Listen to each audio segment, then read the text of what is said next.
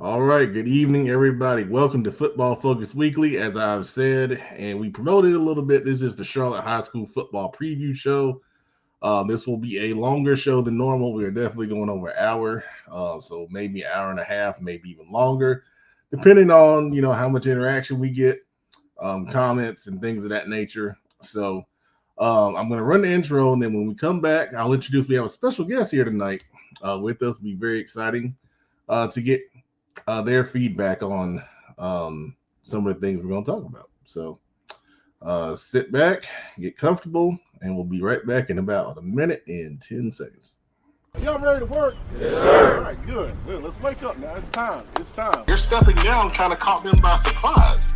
So, can you kind of tell us what went into your decision to step away from coaching right now? These early offers are what they call contingency offers, meaning the offer is contingent on certain things happening down the road, like a corner growing 1.5 inches. Let's not undersell this thing. A lot of coaches use this as a recruitment tool. I've lost several players because of 707. And that's fine. Kids choose where they want to go, but at the same time, that wasn't the intent of doing 707.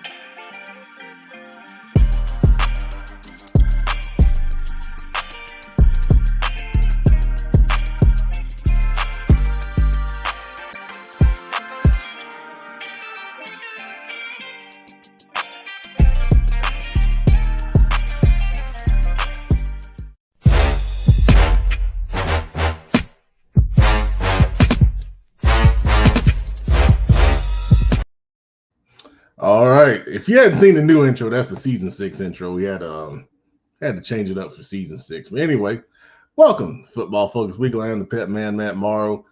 We had one comment here, and she's back as the number one commenter, Kim.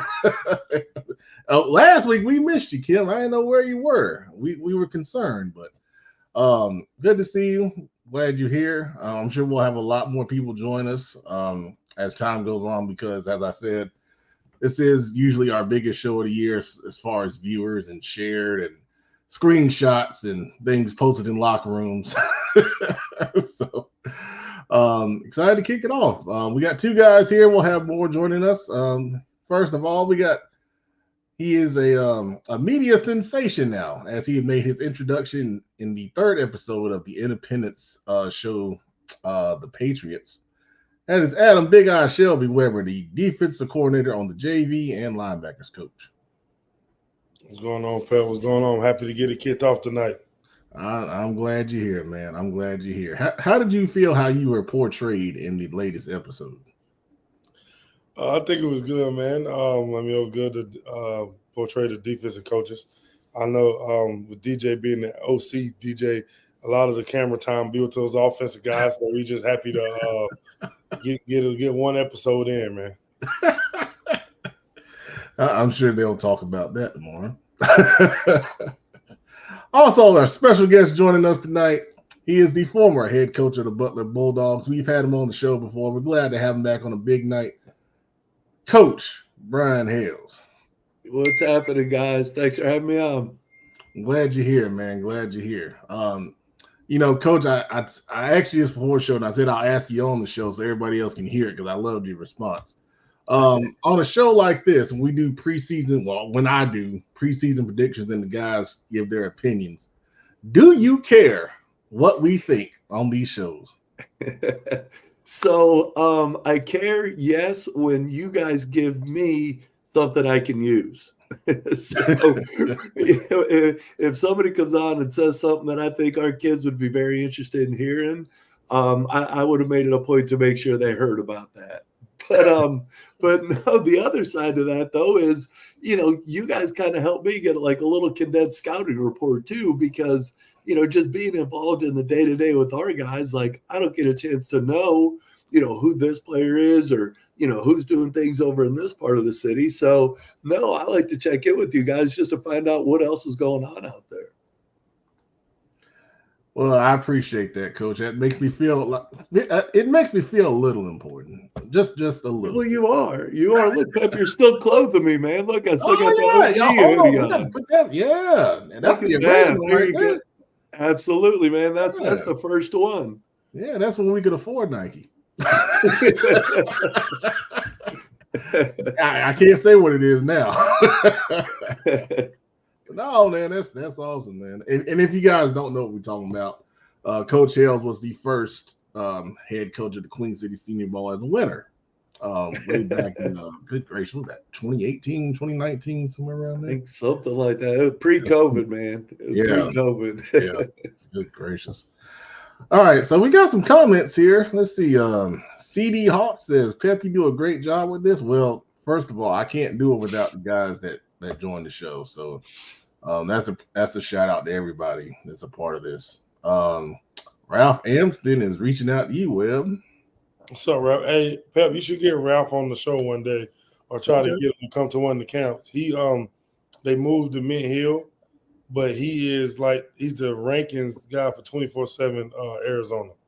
Oh, yeah, absolutely. Then we got Reach in Arizona. Wow. His son played for Independence. Okay, there you go. Yeah. Chris Hawk, this is for you, Coach Hale. Says nice crib. You know how we do in retirement, buddy. That's all right, man. I get to spend all that money I made coaching. It's starting to get deep now. That's right. That's what we call a free background. Thank you, StreamYard. And then Tyran Evans, talented wide receiver at Huff High School, is watching the show.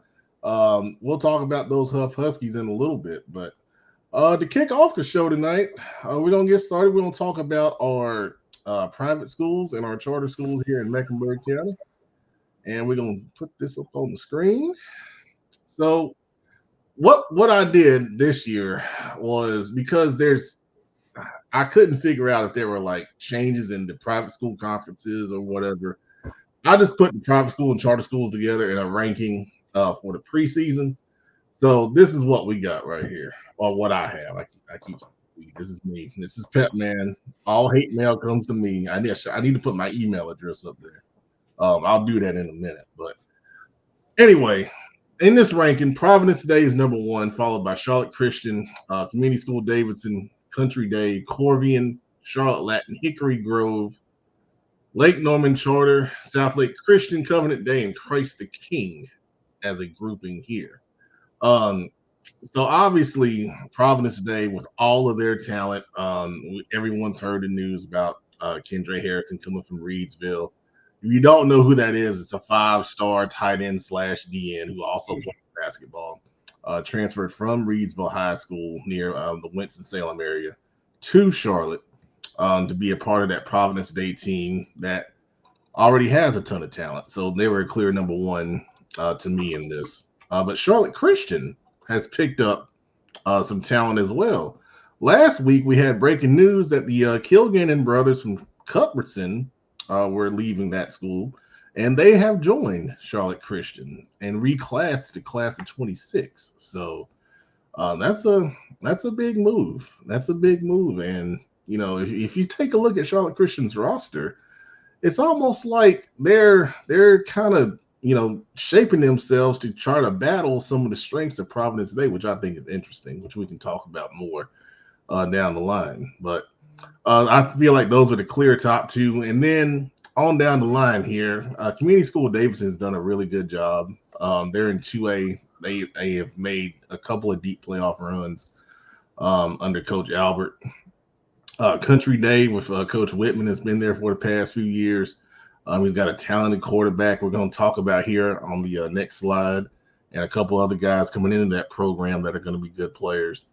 Corvian, for those that don't know, Corvian is in Charlotte. They're a charter school. They're located literally right around the corner from Mallard Creek, and they've got a couple of talented kids that have gotten some deep Division I offers. So I think they're going to really be a stronger team this season. A lot of their talent's in this senior class. And then on down the line, you have Latin, who's kind of been number 4 in the Big 4 of the Charlotte private schools for a little while. Hickory Grove has done a really good job under Coach Bacham, who was formerly at Sun Valley when Sam Howell was his quarterback there. They've got a really talented running back we're going to talk about. And then the rest of the rankings there are some different teams kind of in different places in their program currently. Guys, any other thoughts on these teams on the screen here? Well, for me, Pep, I tell you who jumps out, and you mentioned them specifically, was Corvian, at number 5 there. Listen, so they got a ball coach up there. Chris Emil's the head football coach up there. Chris and I were teammates at Kent State back in the Stone Age, back in the early 1990s. But Chris coached at Cardinal Mooney up in Youngstown, Ohio, and just did a great job up there, man. And just you talk about somebody that people around here may not know.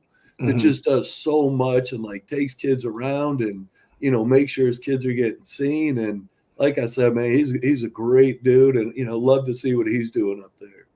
Oh wow, that's a little known fact right there. Thank you, Coach. There you go. Awesome, man. Webb, you got any thoughts on these guys? Yeah, I think everyone's chasing Providence Day. I think I'll be on the lookout for like Charlotte Country Day. I think they have a lot of young talent. So as the years progress, I think they could be able to make a move up to the top spot eventually. Then, like you say, Charlotte Christian has got some new late additions. But I think for the most part in our area, everyone's chasing Providence Day when it comes to Providence charter schools. Absolutely. Coach Greer is doing a really good job with that program. And people hear about them now may not realize that they were not in this place when he came and took that program over. They didn't get all these they didn't have all this talent. They had some good players, but they were not, national recruits all over the place. They had maybe one or two here or there. I think about Jacoby Calvin, who went to Ohio State and ended up at North Carolina as an example as a defensive lineman. But they have really increased their talent base, and they're doing a really great job. All right, I have to address this. So James Law says he has heard some late transfer rumors through the grapevine. He has to make a fake account to be anonymous. Okay, James Law, you have to post what you know. Oh, these. I mean, you just can't come up here and tease us and then just leave us hanging. I thought that was a real account too. Like, I mean, he says it's fake. I mean, maybe there is a James Law. I mean, it might be. But I was saying when I seen the first one, I'm thinking he was just gonna spill all the beans. That's what I was waiting on, but then he ain't saying nothing. Oh man! All right. Well, let's talk about some players on these teams. So for Providence today, we've got Zayd Lott, of course, is committed to North Carolina. Even before playing a game as a starter. I mean, that speaks to his talent right there. Of course, everyone knows David Sanders as well. At Prep Red Zone, North Carolina, he's our number 1 recruit in the 2025 class. I mean, to be honest, it was a no-brainer. And then we just talked about Kendre right there. For Christian, Elijah Littlejohn, who came from West Charlotte, is going to be a big addition to their defense. I like LJ Porter. He is a kind of a rover, strong safety outside linebacker, really talented young man. Believe it or not, I could say he flies under the radar, but he's got his share of offers. And then running back Jamal Rule offensively gives them a whole new dimension. Rule was the state's leading rusher last year at Salisbury High School and has come into that program. And as I mentioned, the Kilgannon brothers, we mentioned that previously.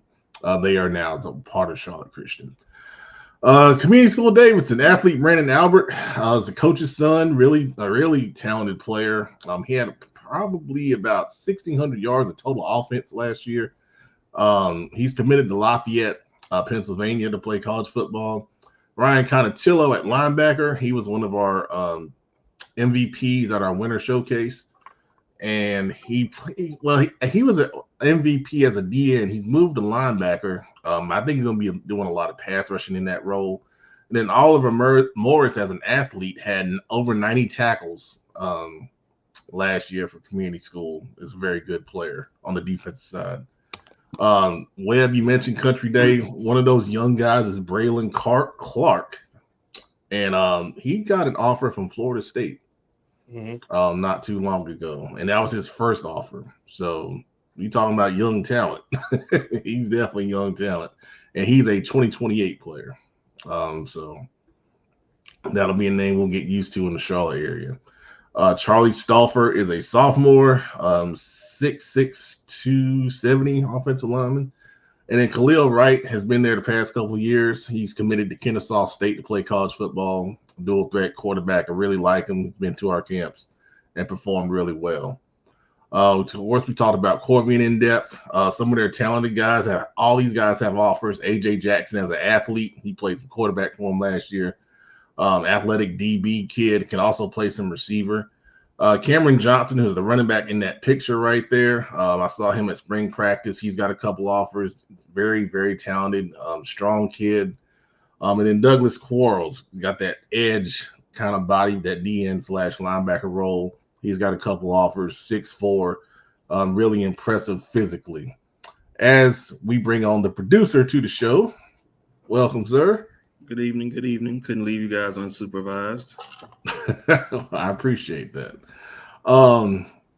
Now we'll come back to the players. Charlotte Latin, they've got a couple of guys I like. Banks Cutter's a 6'3" edge player that also plays some tight end. Hudson Schuber's a slot type of wide receiver. And Miles Gathers, over 80 tackles last year on the defensive side of football. Hickory Grove, Anthony Hawkins Jr. was a big 22 selection by Channel 9. He's legit. Over 1,700 yards rushing last year, and he's had a couple of strong years with similar yardage. Will McGraw is a big 6'4", 300-pound offensive lineman. And then David Echeverria is a class of 28 freshman quarterback who was a top 5 player at our showcase in the spring. Very high on him. 6'4", great future potential there. And Lake Norman Charter, the big guy right here is Major Leak. He's performed well in a couple of showcases. Receiver, DB, young man. For Covenant Day, I really like Jakota Hayes. He's been an all-conference player on both sides of the ball there. Christ the King, their punter, Kyle Corrigan, is a very highly ranked punter. Some reputable sites have him as the #1 punter in North Carolina.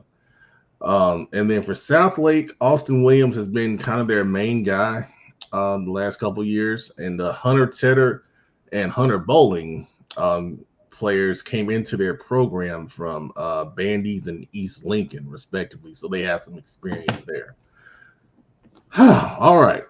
Any other players on these teams not here on the slide you guys might want to mention? I know at Providence Day they have Gordon Sellers.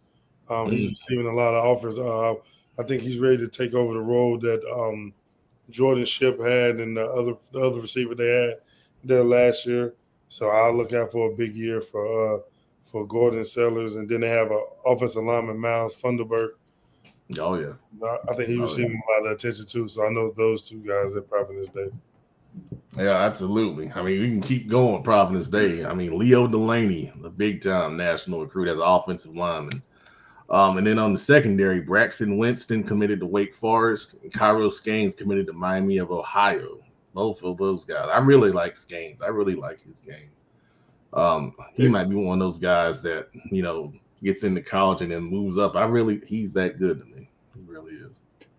There's just, it's amazing. And I don't think people really have any idea how much talent, just the depth of talent in this area. One thing that I've noticed, in the last couple of weeks, especially, like I'm on a couple of these Facebook groups, like college football, the 90s, things like that. But they're posting these like recruiting lists of like the top 50 players in the country from like 1988 and 1992, and things like that. Yeah. And there's very few, if any, in some cases, guys from North Carolina listed. And if there is, there may be 1 and 2.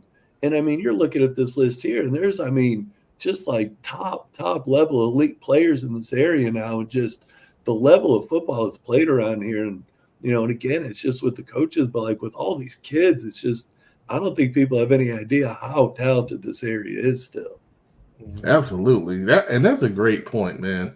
And I'm going to ask this question as an aside. You mentioned college football.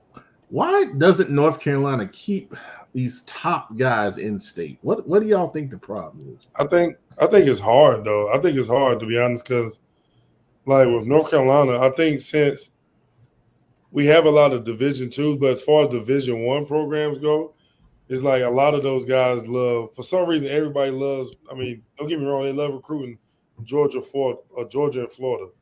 So in North Carolina, it's like I think a lot of times coaches feel like, take for instance, right? You have the quarterback at Butler with Zach Lawrence. Mm-hmm. Teams in North Carolina may say, "Oh, well, we probably can get him on a PWO because he's from North Carolina." So it's like sometimes it's like they can evaluate the talent, but I think they want to sit and wait on talent from North Carolina because, like, okay, well, they're from North Carolina, for sure they want to come to us. I think now with how many kids it is with the transfer portal and other coaches around the country are taking heed to like the talent in North Carolina, they're coming to grab them early. So it may be different from like, I know at one point, if you were like a 10th grader and you was a varsity guy, big time player, some of your first offers came from in-state schools. But now, like, you see some people like their first offers may be Missouri or Florida State or South Carolina or somewhere out of the state. So I think a lot of coaches from other parts of the country are starting to see the talent in North Carolina, and they coming to grab them early. Now you have a kid where they be like, well, dang, I grew up, NC State was my favorite school, but they didn't want to offer me till they see me playing the state game my senior year. You know, see stuff like that, and the kids now are like, well, I'm not waiting around on these in-state schools if they're not talking to me early. Yeah, I think it's getting better. The gap is closing, but a lot of it just had to do with like, you know, the whole mystique and the dynasties and things that kids would see on TV. It was always your Michigans, your Bamas, SEC schools, Florida State, Florida. Just what they was exposed to. The in-state schools just didn't get the national exposure that, you know, these perennial powerhouse college programs got. But I feel like the gap is closing slowly but surely. I think it's getting better. Yeah, that's a good point. Our old buddy Kenneth McClamrock, who is now a head coach once again, wanted to especially mention David Echeverria.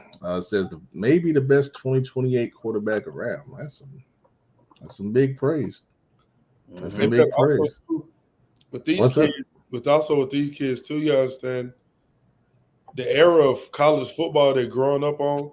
You don't get to really see how dominant like Carolina was at one point, or maybe like NC State. So they see all these like they see like Ohio State or Michigan or Florida State or Miami, LSU, Clemson. So they're not really. So at one point, the kids in state want to stay in state because of how good the in-state schools were. Mm-hmm. You know, a point you mentioned a second ago about certain kids waiting on certain schools to get that offer, and then they don't get it, or they get it too late. We know. Well, I know.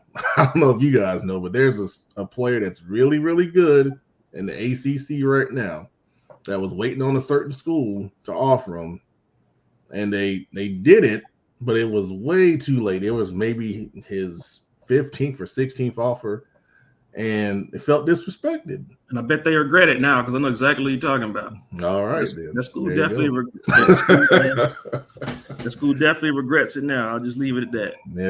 Yeah, absolutely. No, and I agree with with that a lot. What Adam's saying as well. I think there's a lot of complacency too. And I base that on just how many visits, like, or how often I would see some of these coaches or different schools come through, Butler High School. And to say, okay, these guys are consistent. These guys are always coming in. It's a priority for them to recruit this area. Then there's others I wouldn't see for for a year or a year and a half. Thought, well, it's where are these guys at? Are we not that important to them? Maybe we don't have guys now, but we probably do. But we're going to have guys next year and the year after. So no, and I think just you can see what schools prioritize. Charlotte and what schools prioritize staying in state. Mm-hmm. Absolutely, Coach. Chris Hawk, who knows this a little bit, says, except for NC State, the rest of the state is dropping the ball. Well, I think some of those guys are trying to course correct from what they neglected to do in past years. And in some cases, there have been some coaching changes that affected how they prioritize, local kids. But, to everyone's point, the talent here is skyrocketing, and it's got to be a priority. I mean, period. I mean, I don't know about the coaching staffs, but me, myself, I'm a man of convenience. So if I can drive down the road and get a key guy, I'm going to do it rather than flying hundreds of miles away. If I can get him right down the street, I'm going to do it. Yeah, but I think some of it, like Adam was saying, is perception. You know, football in Florida, football in Georgia is better overall than North Carolina. I think the schools, if they can string together some success, it'll be fine. I think they perceive it to be better. Yeah, right, Mhm. right. But I think that's quickly changing. Some sustained success will fix that. Let Carolina's getting there. NC State string together, some multiple top 25 seasons, a lot of bowl games, and New Year's Day bowl games, and that's gonna help. Just need some sustained success. Yeah, well, hopefully NC State can provide this year. They seem to be the best school in the state, but we'll see what happens. All right, SoMAC Conference. Now we're getting started into fun stuff. Last year, let me go solo on this because I need to address. Oh man! Last year, my friends at Myers Park, this was a motivating factor in their success, and they let us know. And I think that's awesome, man. Like Coach Hale said, sometimes you see something and a coach uses it, and obviously it did a lot of wonders, for them to have a great season. I have learned my lesson, and this is why I have you guys first in the conference this year in my prediction. I'm sorry I missed the media day. I was going to tell you in person, but I had to go out of town. But yeah, Mustangs, number 1. Ardrey Kell at 2, Palisades 3, South Meck 4, Olympic 5, Berry 6, Valentine Ridge at 7. Welcome to Valentine Ridge. If you don't know, they are a new school located as in their name. They're near Valentine. Chris Redding is the head coach. He's the former head coach at Berry. And, we have some players from them that Coach Redding sent me to highlight on this show. So, first off, thoughts on this SoMAC conference prediction here.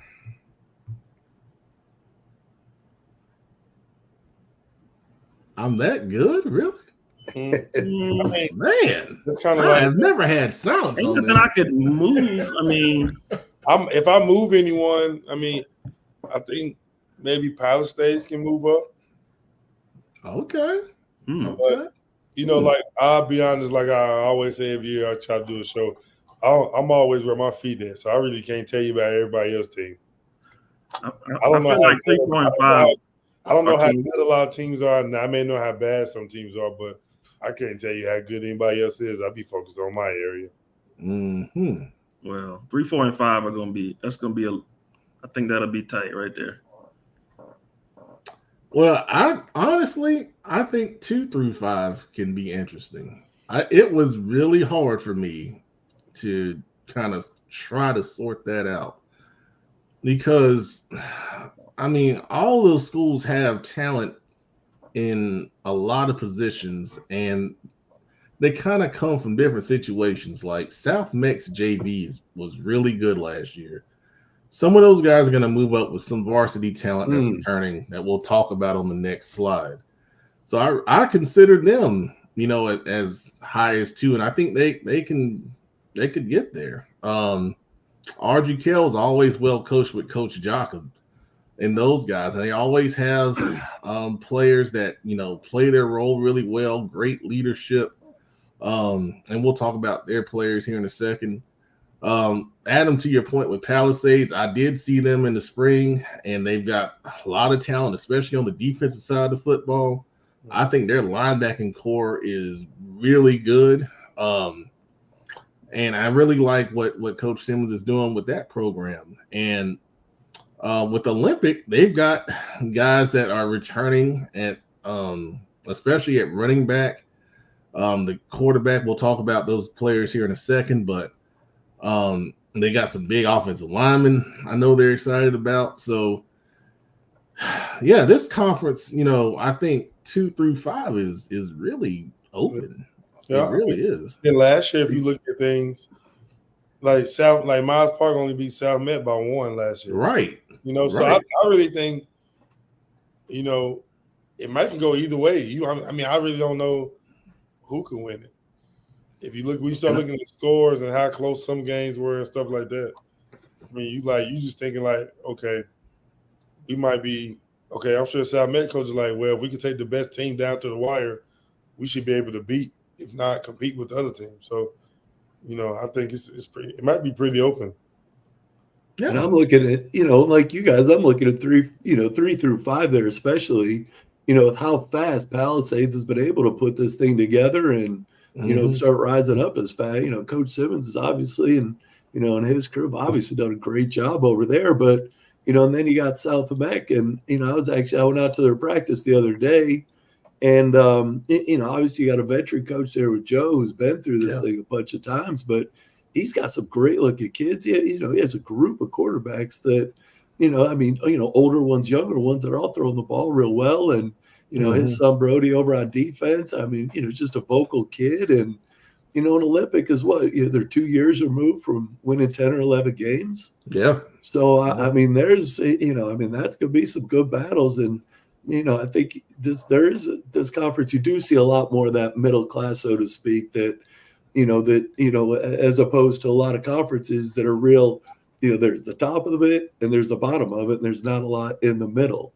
Right. And that's what makes this conference so much fun, is there are going to be so many competitive games every week. And, you know, any one of those guys can obviously knock off, you know, one or two. Absolutely. That's well said, Coach. Now let's go to the comments, because now the fun is starting. Emmanuel Bea, who is a linebacker at RGKL, obviously does not agree, and that's okay. I understand. I'm not hurt. Damian Jackson says, move Olympic. Well, which way? Which way? Move them up or where you moving? I mean, we can move them, but which way? Yeah, I want to know what number. I don't know. Indent? I don't know, man. Just let us know, Damien. He says up. He says move Olympic up. Okay. How far? How far?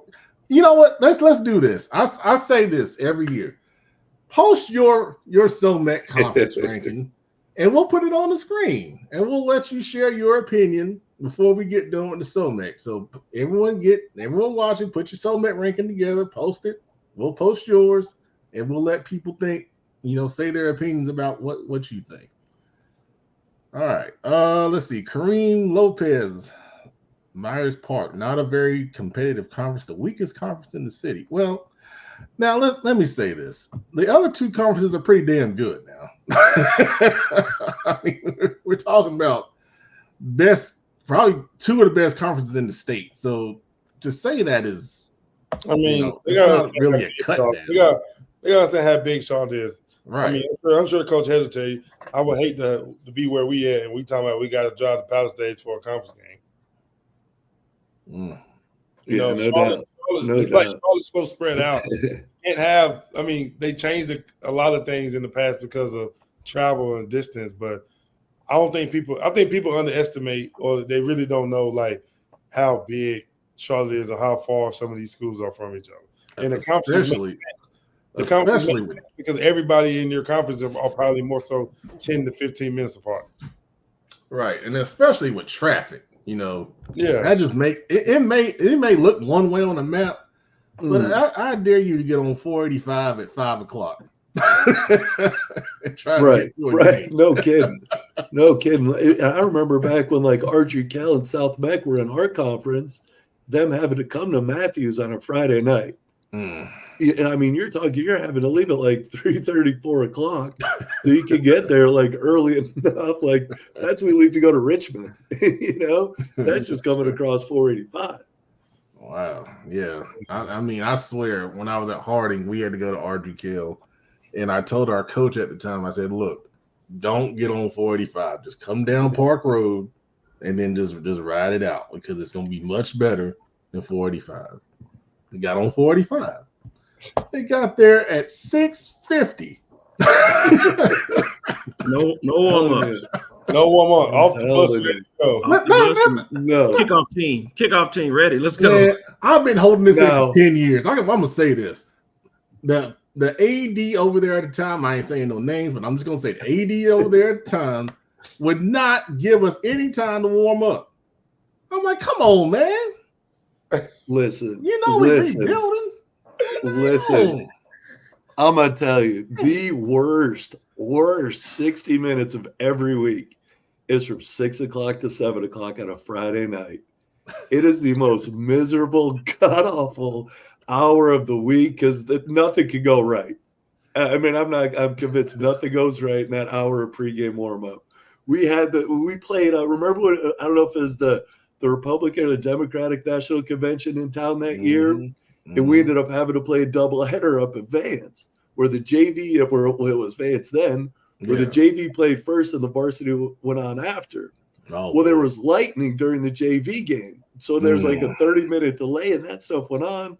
So they're like, all right, you guys have like 10 minutes to warm up. I'm like, thank God. This is the greatest pregame of all time.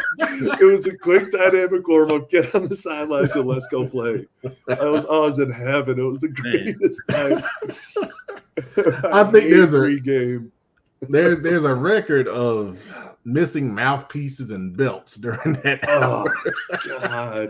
The visors are on, 12 different colored towels. The referees are telling you, coach covers back plate. I'm like, all right, fine, whatever. They will.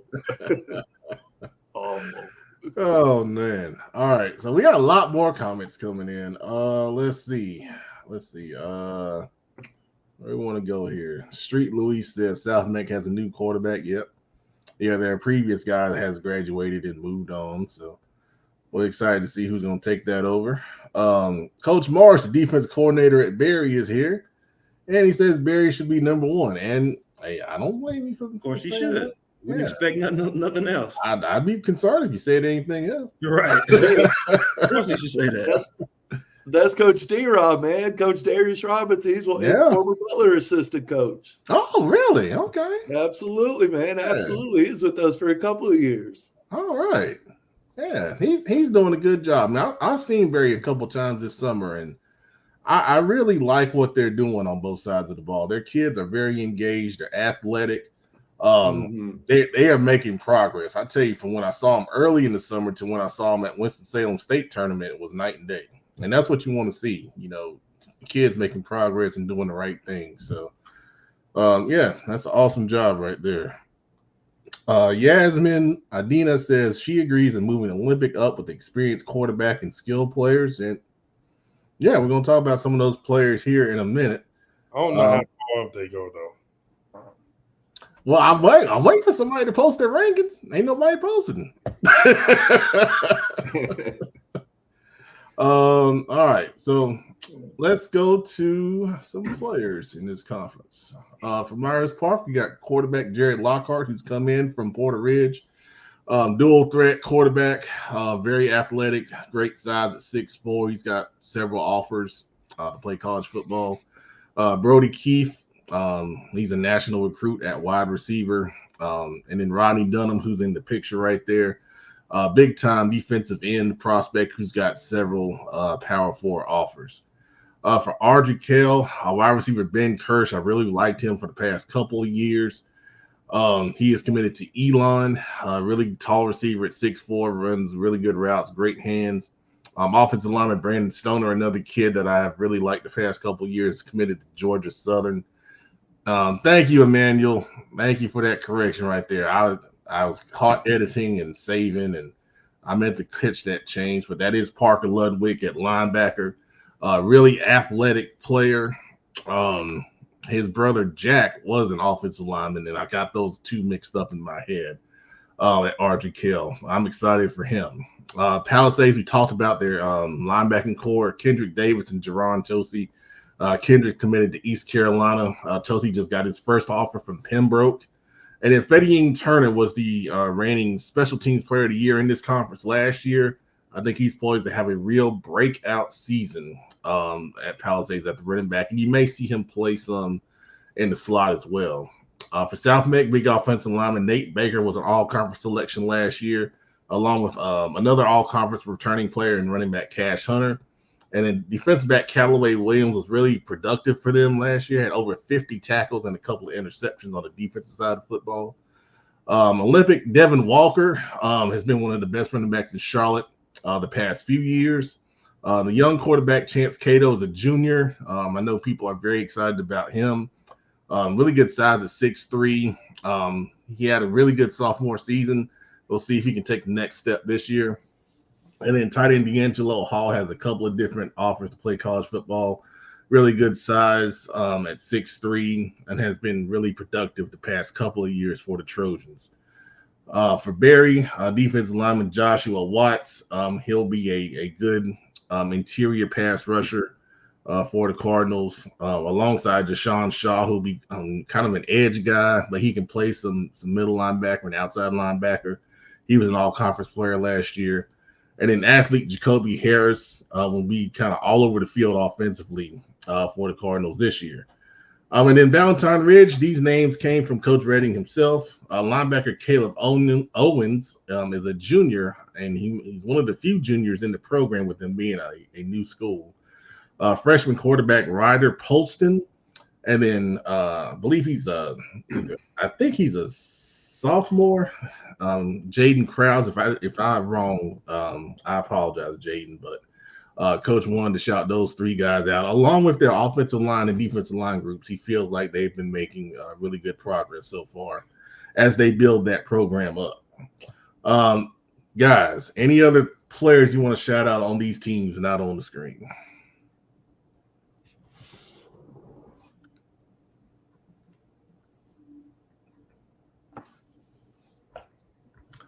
That commercial break was brought to you by my water that I need.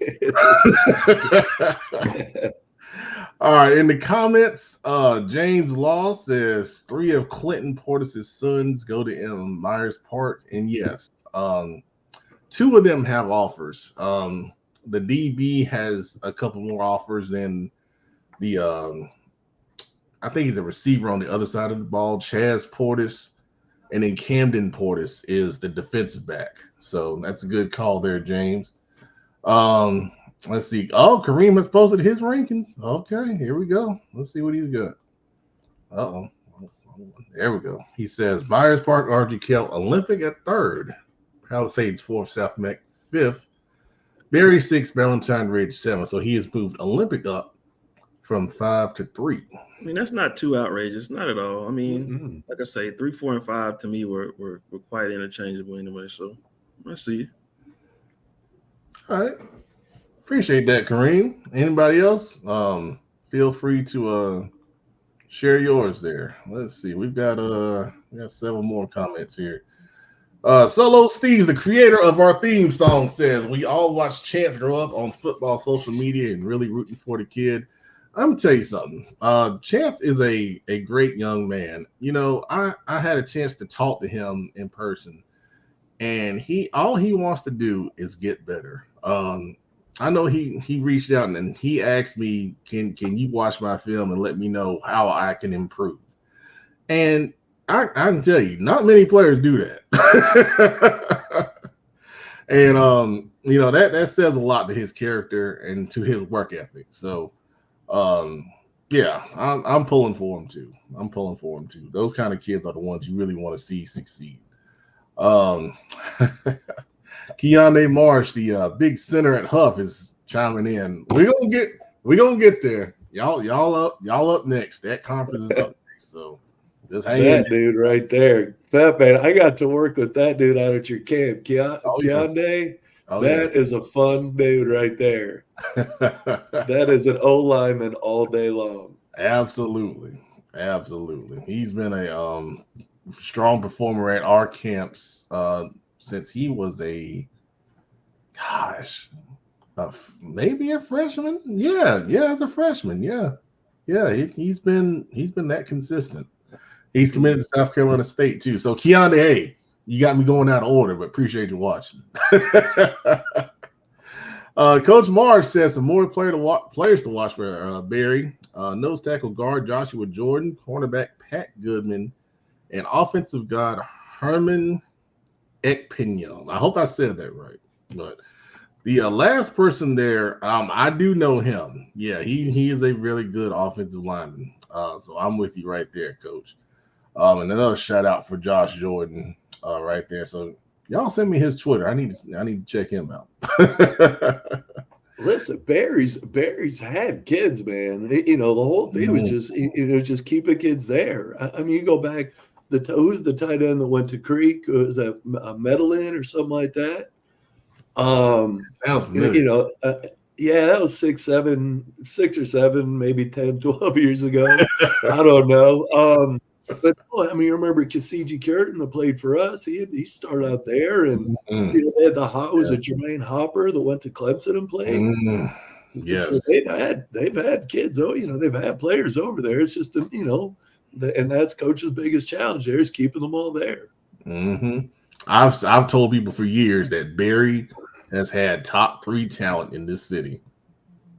There are names that I could share that started at Barry that people would be shocked. I mean, absolutely shocked. Some of those guys are in the NFL now. Started at Barry, but to your point, they just can't keep them there. Mentioning Hopper, I was at Harding when he was there, and they had another kid, Davis, who ended up going to North Carolina. He was a speedy receiver type, and they had another kid, Dawson, who was a running back linebacker. Oh my gosh. They were tough then. They were tough. And then they got slotted down in 2A, and we're right across the street in 4A getting our heads beat in. And they're in 2A, making a playoff run to like the 3rd round. And I'm just like, yeah, we had a shot to beat those guys too. We had a kid drop an open touchdown pass. Anyways. Let's see here. Tell me, Sad, what's up, man? We remember them guys. Kendrick Davis, there you go. Fast, super fast, man. Good, great. He was a great kick and punt returner. We didn't want to kick it to him. Yeah, he was nasty, man. He was nasty. Okay. Last thing on the SOMEC, James Law says, and this is in response to Kareem, he says Olympic at 3 is crazy. Didn't they lose to North Meck last year? And I heard multiple of North Meck's TDs got called back. Well, here's the thing. The great thing is we talking about this year. What happened last year? It don't matter. It don't matter. So there you go. All right. Now we're gonna move on to the Queen City. All right, so in the Queen City, this is Pep Man. Don't blame these guys below me. This is me. I have Huff at 1, Mallard Creek 2, West Charlotte 3, Chambers 4, West Meck 5, North Meck 6, Hopewell 7, and Harding at 8. Thoughts on that?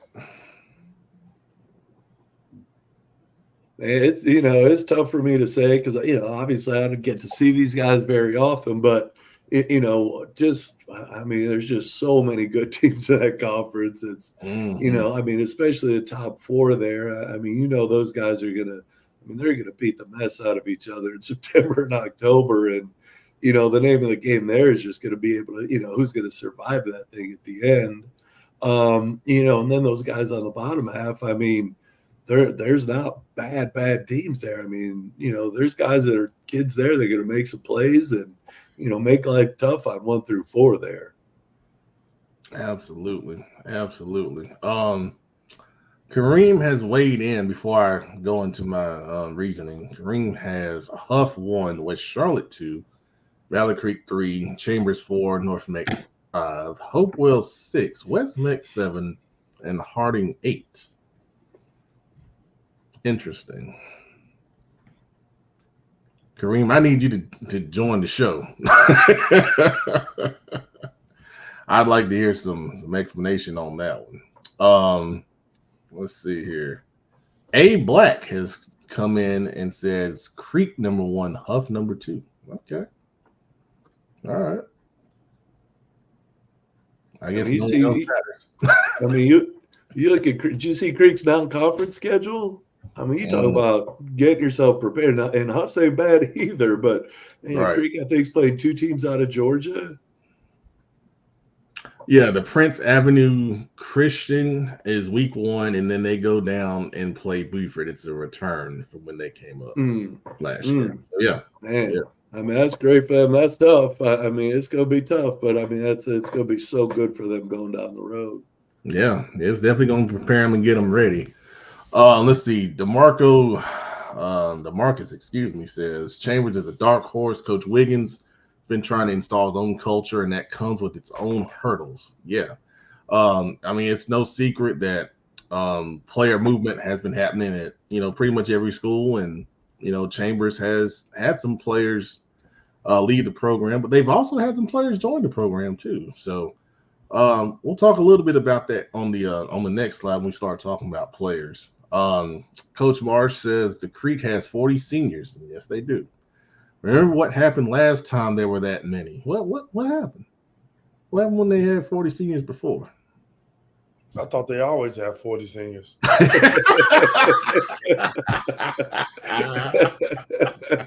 Yeah, so many. Oh man. Oh, that's funny. That's funny. A Black says Creek has the best secondary in the league. Ooh. That's some fighting words, and you got that H right there. We're gonna talk about these players here in a second. I'm sorry, Grayson. All right, Mount Creek's playing Grayson. Okay. Thank you for that. Tony O'Broom says O-line at Huff is best in the city. Yeah, I wrote about that, and I did a program preview on Prep Red Zone. Their offensive line is huge with talented kids, and that's a strong claim. But I mean, they've got a lot to back that up for sure. There, Antonio, that's good stuff. So Coach Marsh is saying they were 16-0 when they had those seniors before. Interesting. Fun fact. Interesting. All right. So Huff overall talented. You start looking at every position. They've got someone there that's talented and they have experience. I mean, I think offensively, this might be the best offense they've ever had. Especially you start looking at their receiving core and Trey Blakeney coming back as the quarterback for his senior year. We just talked about the offensive line, and then defensively, they've got a ton of depth at the D-line spot, good linebackers, and then their secondary. I figured he would come in right here. Jonathan Mitchell says Huff is DBU, Samari, Reggie, Morgan, high caliber Division I defensive backs. Yeah, they've always been known for that too. Like years and years, they've always had a really good secondary. Well, I mean, the reason why, a big reason why is, of course, is Coach Chachi Sullivan, who's done a great job with that program for so many years. So, I mean, it's hard to say that there's a better secondary. I mean, that's just, that's the facts that are out there. Keondae still here. He says they got the best secondary. Every starting DB at Huff's Division I commit. More comments. Alik Hart, defensive linebacker at Chambers, who we'll talk about here in a minute, says West Charlotte ain't beat Chambers in years. Okay. I will say, on this show last year, when Friday Night was here, he proclaimed that West Charlotte would beat Chambers. It didn't happen. It was a rough weekend. That might have got played in some videos. So there you go. Solo Steve leading into the players. Tyran Evans also went to Huff. Yes, he did. He was here earlier. And he does have Power 5 offers, and he is a tall receiver. Absolutely.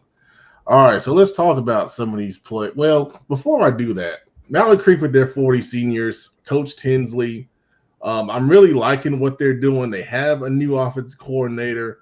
I asked him about what the offense would look like, and he just said, I hope it ain't like last year at the media day, which drew some laughs. But he did not give us any look into what they're going to be doing offensively. But Coach Barry Merritt from A.L. Brown is the new offensive coordinator at Mallard Creek, so they're going to have a new look on that side of the ball. West Charlotte with Coach Griner.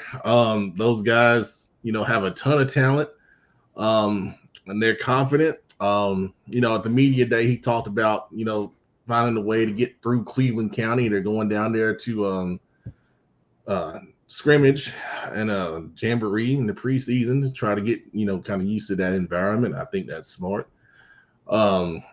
Chambers, as some other people have said, there have been some changes within the program that they're working through right now.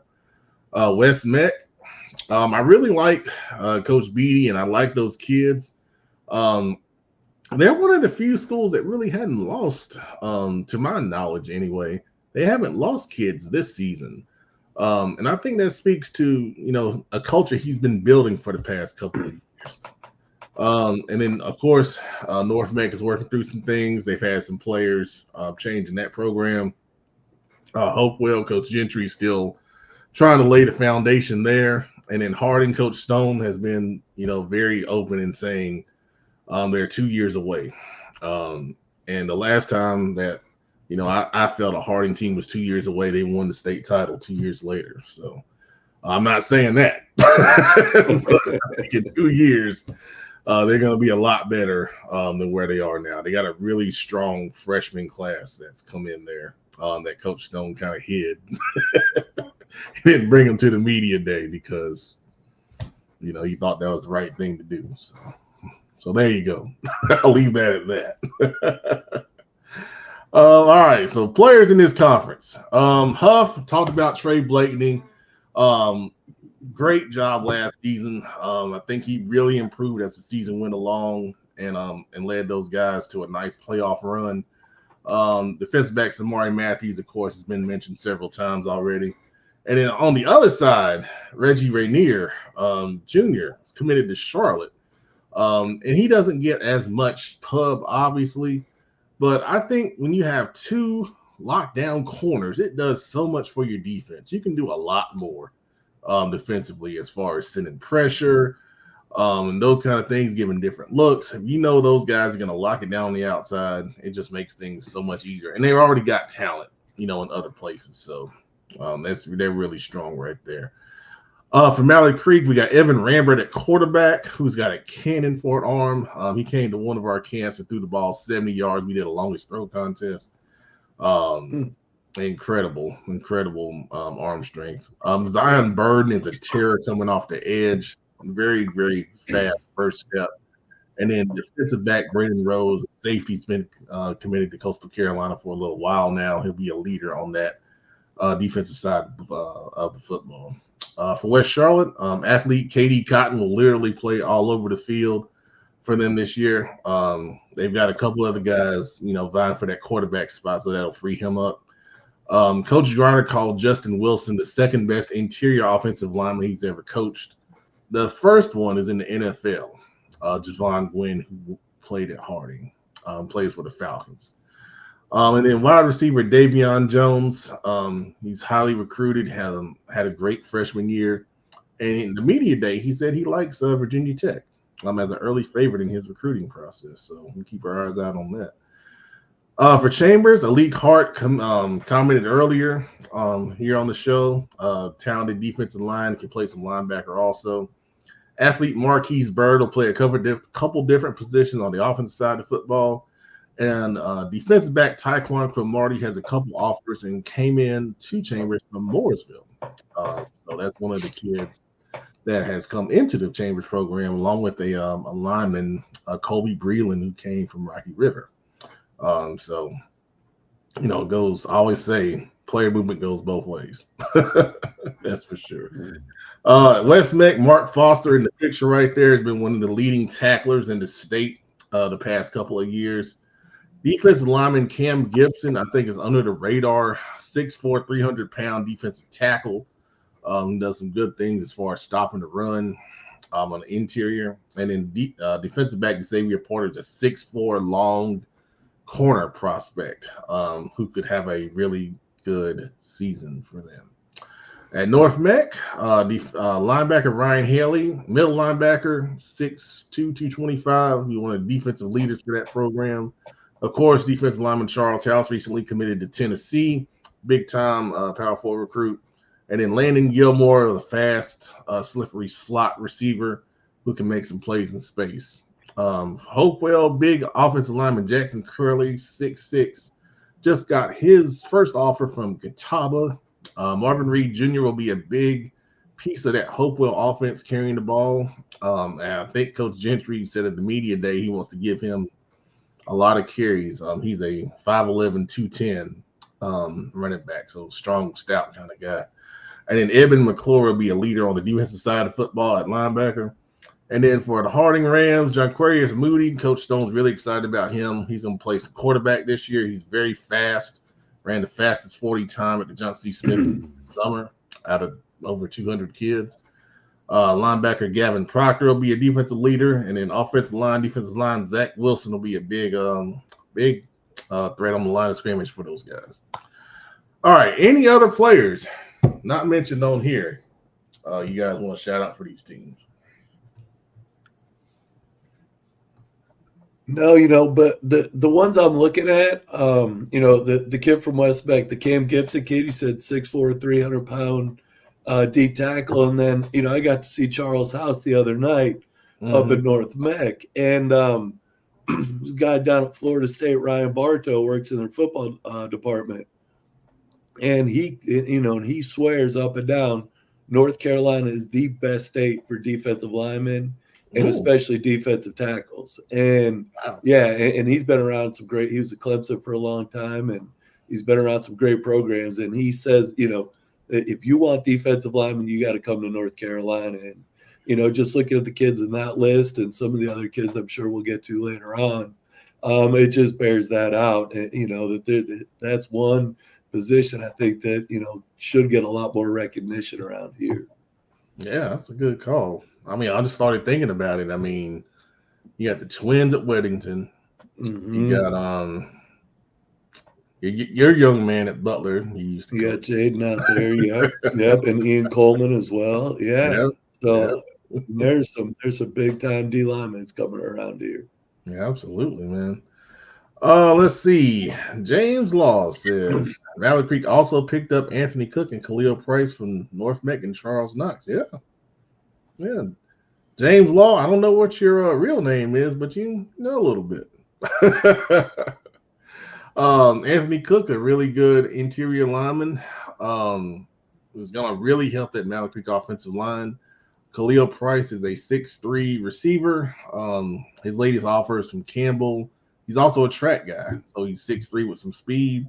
Charles Knox, really talented defensive tackle, committed to Elon. Came into Valley Creek from A.L. Brown. That was a big pickup for them as well. Let's see. A Black, Nassor Ashnafi, DB for Creek's the fastest in the league. Yeah, I saw he's got a Lenore Ryan offer and one other that I don't remember off the top of my head. But, if you guys don't know him, he was the one in the opening game last year that had the 2 interceptions against Independence to help spur them to that victory. So that's a good call right there. That broke my heart. Seeing Independence lose. Hilarious. Oh man. Elite Heart says Marley. Yeah, I really like him. That's a good call. He's legit. That's a name that you'll get used to hearing in Charlotte. Marley Vincent. He's a big time player. Let's see here. All right.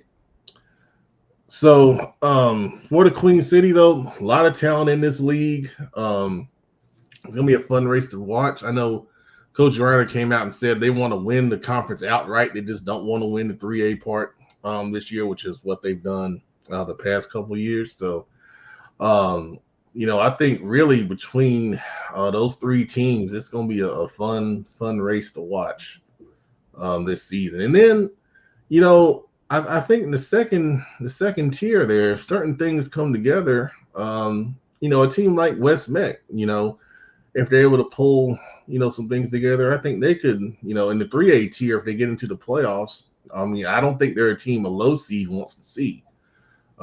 They have pushed higher seeds when they've got into 3A playoffs before.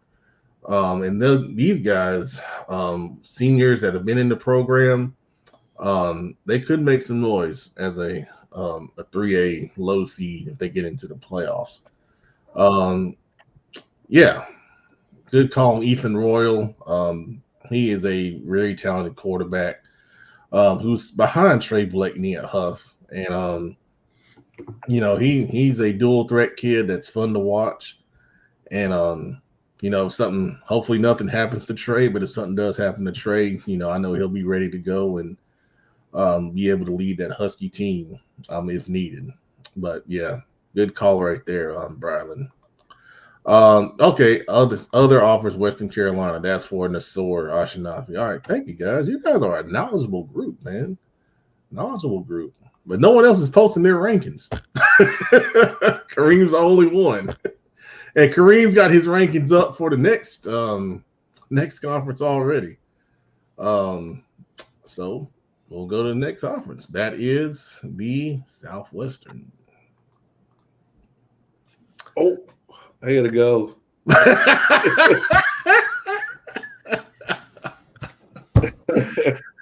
Oh man. So for the Southwest, I predicted Independence first, Butler second, Charlotte Catholic third, Providence fourth, Rocky River fifth, East Mecklenburg sixth, and Garinger seventh. It was very tough between Independence and Butler, as you could imagine. The biggest thing was the continuity that Independence is bringing back. That was the thing that pushed it over the top for me. Coach DJ's been there the past few years. They've had the same systems.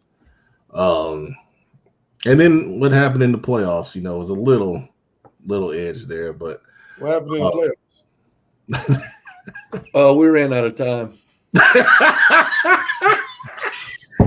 Might have had more time if they ain't go for that fake. Oh boy. All right. But that's what was the difference between 1 and 2 there. I think Charlotte Catholic going back to the wing tee will be interesting. Coach Emery was very adamant about that at the media day. And they had 2 offensive linemen there, and they both were very strong in saying that they were going to run the ball and we're going to come downhill. And one of the young men said that they were going to be the best offensive lineman in the state, which I thought was you like to hear that. You like that confidence, especially from your offensive lineman. That's absolutely. Yeah, absolutely. And first of all, they don't get that much of a chance to talk. So most of them don't want to. But I liked hearing that. I really did.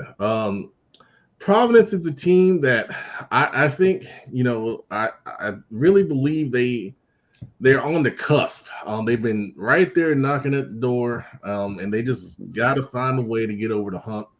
I was on another podcast recently, and I said their week 1 game against RG Kill, I think, is a kind of a tipping point. If they win that game, I think it's going to give them some confidence that they can go in and, start really, really playing good football.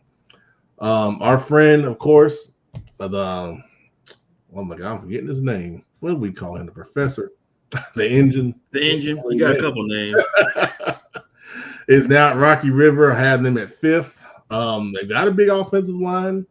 And they've got, a couple of guys offensively that can do some things. And they got a couple guys on defense that can do some things. But over the years, we've always said this about Rocky River is, do they have enough numbers to compete with those 4 teams above them?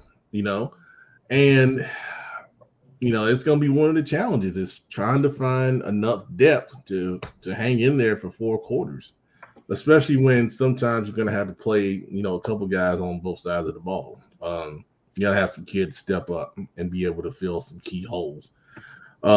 East Meck, I love Coach Sanders. I really like talking to him every time I see him. They got a really good athlete we'll talk about on the next slide. And then Garinger, with Coach Lloyd in there his first year, you just really want to see some stability. I mean, it's always been a year in, year out thing for a coach. And, you can't try to build a program that way. And Garinger, we all know, needs, a lot of building. So thoughts on this? I know some of you guys are. I don't think it could be even better. Number 1 team, best players, best staff, best head coach, I mean. Oh, boy. You got it right, Pep. I think you got it right. Oh, boy. I mean, I wouldn't disagree with the rankings, just like you said. I mean, you got to go with the last game. And, earlier you asked me a question. Does it ever matter, as a coach, what you guys think? This would be one of those moments that heck yeah, it matters what Pep thinks. So, yeah, that's awesome, man. But no, I mean, there's a couple things really that jump out at me, and it's, look at the turnover of coaching staffs again. Obviously DJ and those guys have been there for a little bit now. But I mean, obviously we had to change. Catholics had to change. Coach Ward's now the old guy in the conference. Mm-hmm. He's the most veteran guy in the conference. And then, look at Rocky River with the change as well. And, Coach Sanders been at East for a minute, but yeah. So I mean, there's a lot of turnover there as well, and that would put me on a whole nother soapbox about, retaining your own players and things like that. But the other thing is you're talking about Rocky River and having to beat those teams in front. These guys are still playing football in this conference. These are the way you have them ranked 1 through 4. I mean, they're still physical downhill. Yeah. You got to bring it. Mm-hmm. They ain't playing pitch and catch out here and trying to be cute with stuff. I mean, DJ tries to be cute sometimes, but but you got to buckle up because these teams are going to run the football, and it's still won by running the football in that conference. Yeah, absolutely. That's a good point, Coach. In the comments here. All right, let's see what Kareem has this time. He's got Butler. Oh man, India 2. So he's only switched 1 and 2. Everything else is the same. All right. Oh, wait a minute. He's got a reason here. He says Butler has more talent than Indy on both sides of the ball. You don't know what you don't know.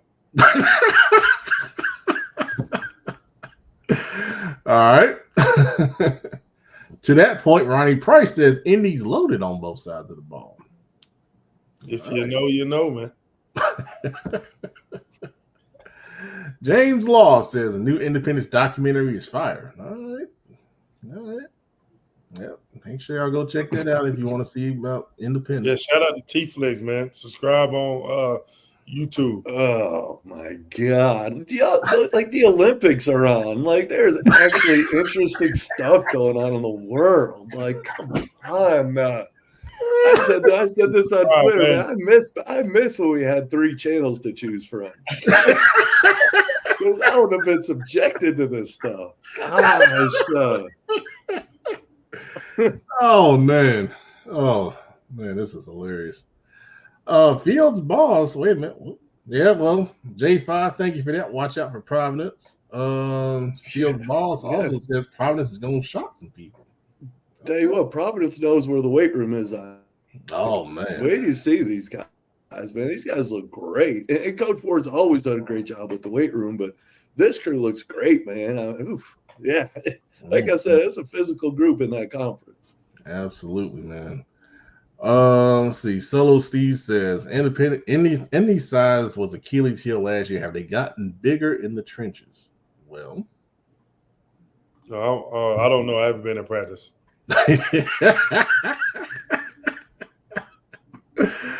Oh man. Kareem, I'm gonna come back to that other comment in a minute because I got some thoughts on that. But let's get through this first. So, players in the Southwestern Conference for Independence, Justin Little, obviously he's been there the past couple years, doing a great job running that system. Jaden Jones, over 1,800 yards rushing last year. He's got a few different offers to play college football. And then Dallas Brandon, he's in that picture right there in the middle. He's a national recruit with, I don't know how many offers now. How many is it, Adam? 20? Probably at least 20. At least 20, yep. Butler, quarterback Zach Lawrence, has been there the past few years as well. Defensive lineman Jaden Farmer, and then athlete the Quadri Currents. All three of those guys have been a big part of the success of the Bulldogs the past few years. Coach Hales, would you like to say anything about those young men? How you gonna skip over we got enough time, man. We got enough time. Go through everybody because there's so many kids there that I couldn't just talk about a couple of them because then there's a couple I wouldn't get to talk about. So that's good choices. Those are all great kids. For real, those are great kids. But like I said, I couldn't just do that. I couldn't just name a couple. Adam, what were you saying? We're gonna take it as disrespect, man. What?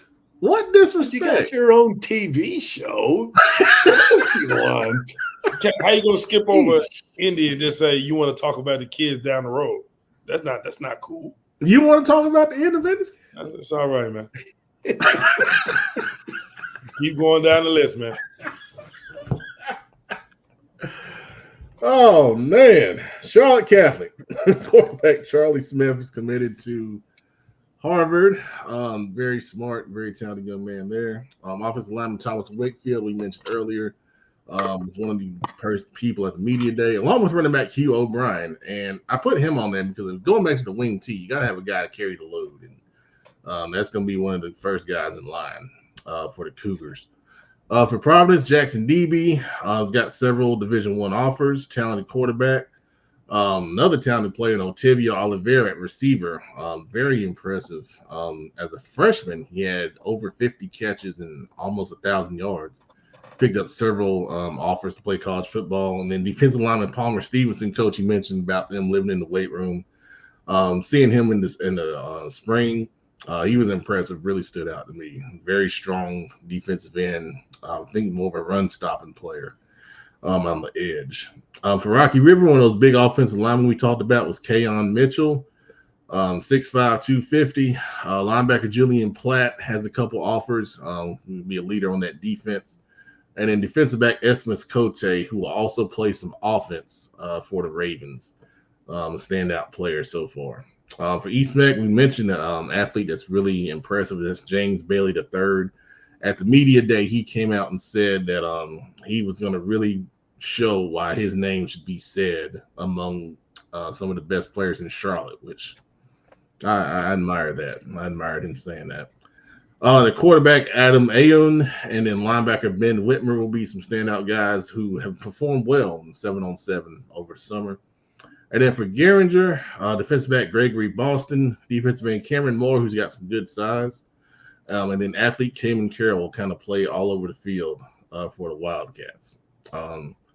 Any other players that you would like to mention?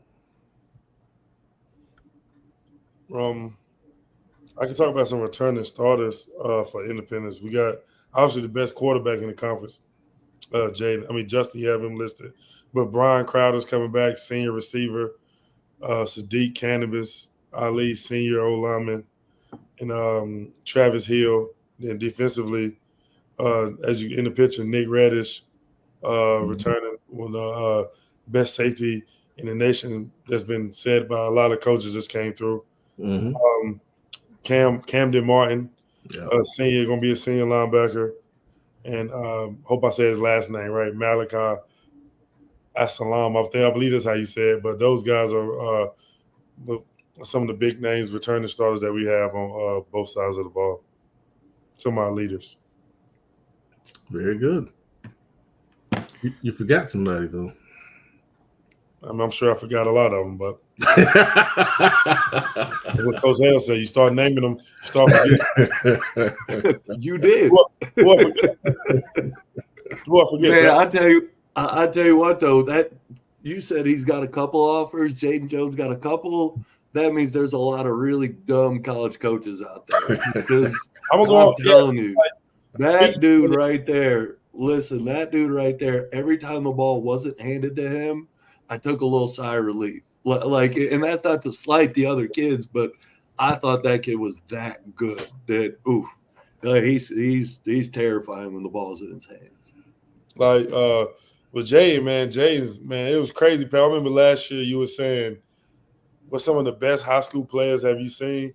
Like, man, Jaden Jones, man, the kid he's done added 10 pounds, maybe 15 pounds of muscle since last year. Man, he's one of the best, easily one of the best running backs I've ever seen play. He was a match All-American, and he missed 3 games. And that's what people don't understand. Like, he missed 3 games, and like some games we didn't even feed him a lot. You know what I'm saying? Like, still was throwing the ball out to receivers. Like, some guys, like, if we'd have gave Jaden 30 carries a night, man, he probably could have rushed for 3,000 yards. Based on what we saw last year against the Hickory Ridge team at Rocky River, my gosh. Yeah, and that was last year. And last year, that was his first year on varsity, you know, so he has room to grow, to get better and understand the game. But, like, that kid, like Coach Hale said, man, that kid, man, you didn't get your popcorn whenever he walks in the stadium, man. There's been a couple kids over the years, you know, I mean, the list obviously gets a little bit longer, but that, like, just give you a certain feeling, like when you're on the field and you're watching them play, and it's just like, yeah, that one's good. Like, he's good. You know, he's a little bit different than some of these other guys. But and that's what makes that rivalry so fun is I think there's several kids, you know, on the field, you know, when Butler and green and yellow play that, you know, it's fun to watch, and it's been fun to watch because you just see so many great players. But, man, you know, and even Catholic, I was out there, and you remember they had the running back Anderson kid a few years ago. There's another Anderson player, you know, to run the ball at Catholic. And, yeah, man, it's, you know, it looks like business as usual in the Southwestern 4A. It's going to come down to, you know, looks like it's going to come down to that last Friday night again. Yeah. And you see, like what I can highlight, you see, compared to other conferences, you see the top 4 schools, you see the quarterbacks listed. So it's a lot of good quarterback play in the conference, and I think that's what makes this conference better than most. I think we had the best conference in the area in CMS, and it's based off you see quarterback play. You see that now, like it's 4 good quarterbacks right now. Yeah. Well, you know, and I think, Coach, that's great. You know, but another thing, and Coach McFadden talked about this all the time too, was look how deep everybody's playoff runs went. You know, from the teams in our conference, like. Nobody's going one and done or even like getting 3 and 4 rounds deep. And that was all of us, you know? So, you know, I know a lot of other conferences, there's great teams in other conferences get a lot, you know, this is the best conference, but, you know, not, you know, some of them had a lot of real deep playoff runs either but you look up and it's Thanksgiving weekend and there's a bunch of us still playing. Yeah, for sure. Yeah, absolutely. So in the comments, let's see here. Karen Belt, shout out Nick Reddish. Yep. Shout out Karen Belt, man. Big time Indy supporter. Yeah. Long time too. She is she's great. She really is. Let's see here. Chat administrator's here. All right. Good to see you, man. You been wonder where you been at. Yeah. Come on, chat administrator. You know, the season started, man. You can't be taking PTO days at the start of the season, man. Solo Steve says, Indy can have all them athletes. 5'11" linemen are going to have trouble in Charlotte. Those guys are dogs, but in the playoffs, it will show. I mean, to answer that question, I mean, like you said, Coach Hale just said, I mean, you talk about how small you are, but I mean, it came down to us and Butler to go to the last game of the 5th round of the playoffs. So I think those 5'11" guys, we got on some dogs, and they get the job done. Like Coach will tell you, played the whole year with a 5'7", 5'8" nose guard, and he's just tough as anybody in the state that's 6'2". Look, our first state championship team, the two guards were like 5'9", 5'10", and the center was 5'8". So you can win a lot of high school football games with kids that are that size. You gotta understand the difference. It's not college NFL. I mean, high school, usually you want guys it's fundamentally sound up front, technique, and it's dogs and they're strong. I mean, that can be a 5'10". I've seen plenty of 5'10" to 5'11" linemen bigger than 6'3", 6'4", 300-pound kids. I mean, I'm gonna tell you, and Coach Harold, you can probably attest to this. The toughest battles as offensive linemen were against those shorter, quicker guys. Because number one, you ain't got as much to grab. Oh, heck yeah! And then number two, they're fast, and it's hard to try to tell. Depending on the step, and then work your technique against a small, quick guy. Well, you remember those really good South Mech teams, Spencer Shuey and them, and they were running that water torture offense that they were running, where it was like literally 3 yards in a cloud of dust, but like that's all it was. It was just these small kids that just took great angles, and they got their 3 yards, and all right, let's do it again in 30 seconds. And that's all they did. But again, they got to state semifinals when they had that whole mess happen with them. Yeah, I was at Waddell at the time, and they came over, and we were able to throw the ball a little bit on them, but yeah, we didn't get the ball enough. No doubt. Oh man! All right. Hurricane Debbie or Tropical Storm Debbie. Yeah, we're gonna talk about Jamboree scrimmages here in a second, but before we do that, there's one last thing we got to do, and that is the preseason CMS Best to Last, which always brings a lot of controversy. If you don't know what that is, I take all the teams in CMS and rank them from best to last.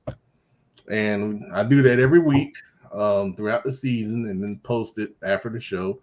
But on the show is when it debuts. So we're going to talk about the preseason CMS Best to Last now. The Huff Huskies are number 1, followed by the Independence Patriots, Butler Bulldogs, Mallard Creek Mavericks, West Charlotte Lions are the top 5. Then Myers Park, Providence, Ardrey Kill, Chambers Palisades, South Mecklenburg, Olympic, West Meck, Rocky River, North Meck, Hopewell, Berry, East Meck, Harding, Valentine Ridge, and Garinger. So 21 teams now in the CMS Best to Last. Thank you, chat administrator, for posting. If I am wrong, please email me at pimpiswrong@gmail.com. Still a working email? Still a working email. I've got 4 emails in there. 2 from the same guy who was very upset last season. I won't say from what team, but they were not happy with me. So if you have any complaints, please send them to the email address. We will read them on the show. We will read them. So, what's his name? Where's he at? James Law. If you want to send it anonymously, make up a fake name, feel free to do so. All right. Miss Isaiah, I hope your son's doing well at A&T. Yeah, shout out to Miss Isaiah, Josh Isaiah mom. Josh, just another kid from Independence. That's an All-American. Yeah, he's doing good, man. But she also says I'm wrong. Well, So once again, post yours. Post all 21. I don't think nobody will post all 21. You may get a top 5, top 10. All right, we'll do a top 5. Post your top 5, and we'll share your top 5, and say why you do that. Why is your top 5 different? Let's see.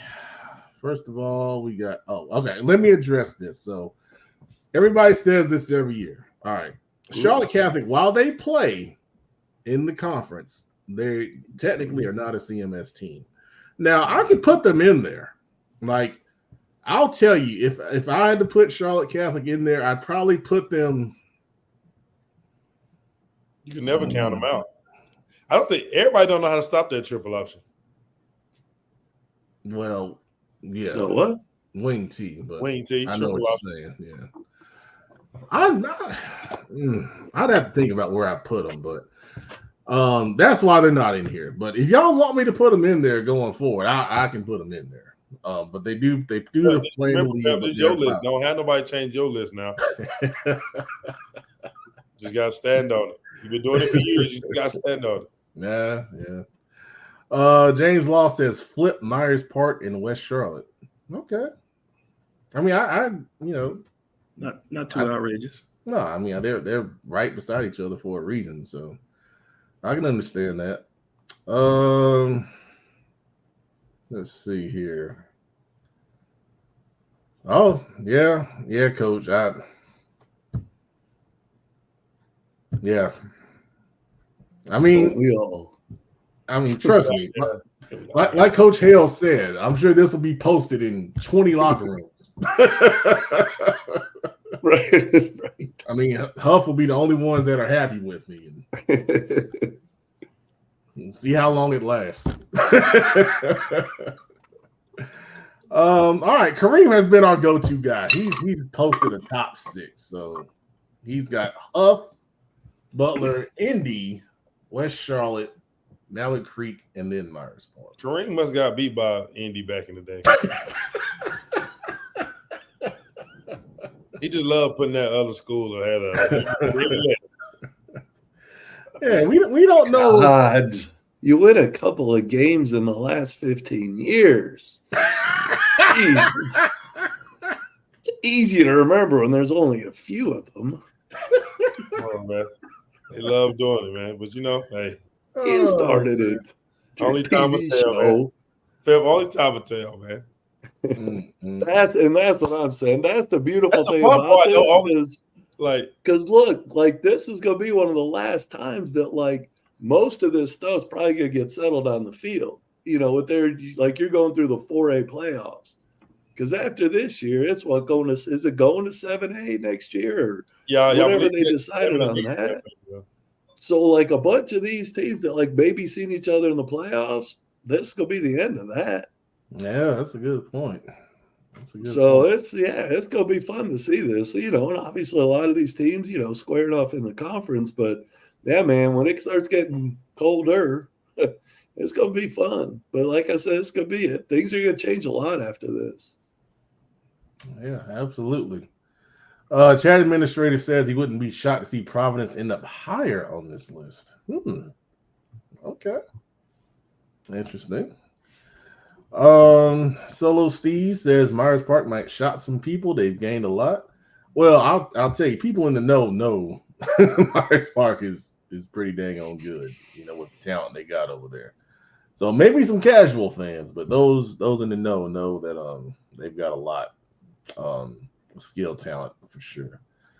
Solo Steve also says people forget Chambers took Wedding to the wire last year. Well, there's been a lot of changes at both schools, to be honest. So like I said this in the beginning.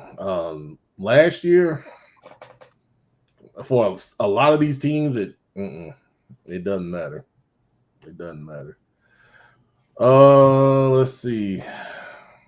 Ronnie Price says Independence should be won based on last year and by being improved this coming season. Well, I mean, Ronnie, a lot of teams got that. they certainly didn't even really. I like that. They didn't even win the conference last year. So, I'm just saying. Oh man, that says a lot about the conference, man. That it do. Oh man. Kim Watts says, wait a minute. We will discuss this listing at a later date. Oh, well, okay. Just send me a message. We can talk about it. I wish you guys the best on the other side of Allegheny. That's for sure. Solo Steve says he would put Mallard Creek at 2. All right. That's it. Y'all got to give some more context here, man. We just can't just put somebody somewhere and then that's it. Put some analysis behind that. Yeah, this is CFI, man. You do that on the other shows. You can't do that over here now. That's why we live. There are shows, pre-record. So they still have other shows. Oh, I'm here about that. Oh, Heather Ellis with a shout out for Coach Hales. There. Hey, what's up, Heather Ellis? All right. How's Ben Aiden doing? Appreciate That's Aiden Cooper's mom, big old lineman at Butler High School. Kid had a great spring. Man, he's gotten so much better. Just, man, watching him last year from the time he got in and just to where he ended up at the end of the season, man, that kid grew by leaps and bounds, and he just kept improving all spring. I can't wait to see him play this year. Yeah, awesome. Appreciate you watching, Miss Ellis. Absolutely. Let's see. James Law says Huff, Indy, Creek, Butler, Myers Park for his top 5. Okay. All right. Also says West Charlotte lost 3/4 of their starting defensive line from last year. Okay. All right. Deeper analysis there. I like it, James. Yes, Mallard Creek did get an OC. We mentioned that earlier. Barry Merritt from A.L. Brown moved in to be the office coordinator at Mallard Creek. Indy is going to beat Myers Park with ease. Ooh. Maybe he doesn't hate y'all. All right, Kareem. We'll see. We'll see if that happens. Let me go back to Karen's mentioning that. Thursday, August 22nd. That is the big keep pounding kickoff at Bank of America Stadium. Indy versus Myers Park at 4. Then Providence versus Weddington after that game. I think tickets are $5. I think they're only purchased online. I don't think you can buy them at the gate. And we'll try to be there. I mean, at 4 o'clock, it'll be hot. See if that immediate press box I can see.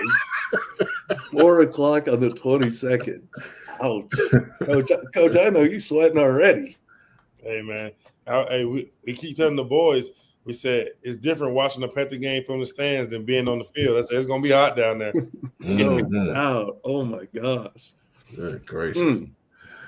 All right. Well, to finish up the show, we got scrimmages this weekend. Of course, they're subject to change because of the tropical storm Debbie.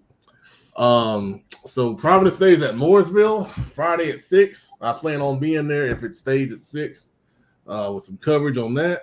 We got a little 3-team scrimmage with Kings Mountain, J.M. Robinson, and A.L. Brown on Friday at 6. Shaquan is going to go to the Stanley County Jamboree. I think that's 8 teams Friday at 6. So we'll have some pictures from that. Chambers going up to Dudley for a joint practice on Friday. Burns at South Point, a little Cleveland County, Gaston County matchup there on Friday. Some Rowan Cabarrus and a little mix here at West Cabarrus on Friday at 6. Norfolk Wayne at Concord Friday 6:30. I'll be at the Gaston County FCA Jamboree. The first one, they've got 2. First one is Saturday at 5. I believe that might be a 10-teamer. It's a long day at Mountain Island. Yeah, and I got JV and varsity in that one. Oh, do they? Oh, that would explain it. Okay. And then the Huskies of Huff are hosting the Jamboree Saturday at 6. Ben L. Smith and Palisades in the first game, and then a good matchup between Charlotte Catholic and Huff. That might draw some fans for that second matchup. So you want to get out to some football this weekend? There's some options for you. Of course, there are some that are out there that maybe further out that I didn't share on here. But if you go out, you see us, say hello. And then next week on the show, we'll talk about the big jamborees that'll be coming up on the 16th. I think everybody's got a jamboree on that date. So we'll keep you informed on what's coming up. Chat administrator is saying the Providence Day Mooresville might be off. Well, keep us informed. We'll retweet something if it goes out on social media. on Twitter. Solo Steez will be at the Keep Pounding Classic with Carolyn. Oh, there you go. Wow. Oh, good stuff. Yeah, that's all right. I'm trying to get in there, Solo Steez' media. I've been sending an email. I ain't got no response, man. Let me know who I need to talk to. I need to get on down there, man. All this special registration, man. Got to get government clearance to get in the game. Well, I did get us into the one. Well, I'll tell you later, producer. I'll tell you later. All right. Because this show is so long, we will not do slime time because you guys start getting ready for bed. But on behalf of Adam Big Eye Shelby Weber, the producer, Brandon Black, and thank Coach Hales, former head coach at Butler, for joining us tonight on the special Charlotte High School football preview show. Make sure you keep it locked in. We'll be back next Wednesday night to talk a lot more high school football here in the Carolinas and beyond on Football Focus Weekly. Make sure you keep it locked into the best high school football show in the Carolinas and beyond. Have a good night.